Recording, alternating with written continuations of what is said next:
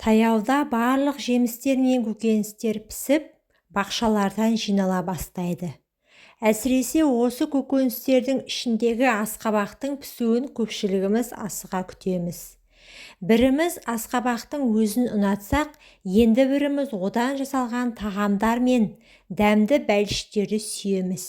Келесіміз оның ерекше дәмі бар дәнектерді қалаймыз. Дәнектер демекші, сіз олардың пайдасы шаш етектен екенін білесіз бе?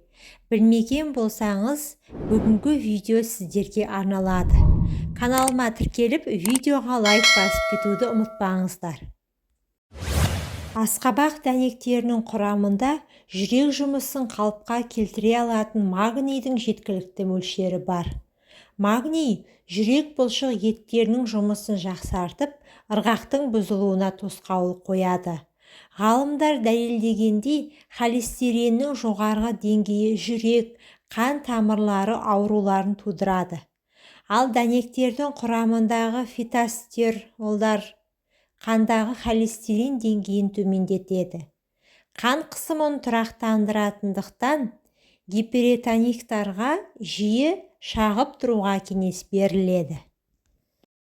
Ми жұмысын жақсартады. Асқабақ дәнектерінің құрамындағы триптофан, амин қышқылдары ағзамыздағы серотониннің өнуіне жол ашады. Бұл ұйқының толықтай жақсаруына септігін тигізе алады. Дәнек бойындағы цинк бас ми жұмысын қалыпқа келтіріп, еске сақтау қабілетін жақсартып, ағзадағы шаршауды басады. Ішек үшін пайдалы. Дәнектердегі жасұнық ішек жұмысын белсенді етіп босата алады. Ішқату қиындықтарына тап болатын оқырмандарымызға күнделікті тағамға асқабақ дәнектерін қосуға кеңес берген болар едік. Ішек құртымен күресе алады. Асқабақ дәндері халық медицинасында ішек құртқа қарсы қолданылатын ең әсерлі құрал. Паразиттермен алысып жүретін адамдар дәнектерден кейін көп уақыт өтпей жатып бар қиындықтан арылып жатады. Теңіз ауруына шалдыққан науқастарға асқабақ дәндері ауадай қажет. Олар қатты ауытқу кезінде пайда болатын жүрек айнуын басады. Жүкті әйелдерге. Жүктіліктің ең алғаш айларында маза бермейтін жүрек айнулармен жақсы күресе алады. Көптеген болашақ аналар асқабақ дәнектерінің арқасында жеріктіктің ең қиын кезеңдерін жеңе алады. Ерлерге пайдасы.